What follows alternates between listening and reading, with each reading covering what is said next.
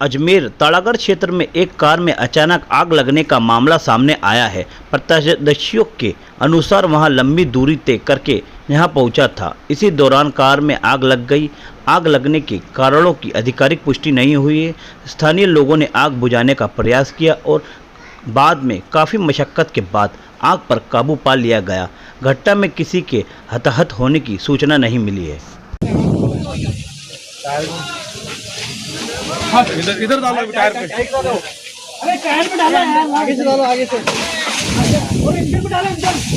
अरे यार इधर कुछ में डाल, इधर डाल परवीन में आगे से। अरे आगे से डाल यार। अरे बोलन से खोल दी यार। बोलन हां यार।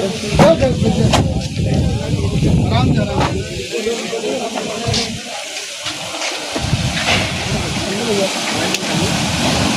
बढ़ते जा रही है।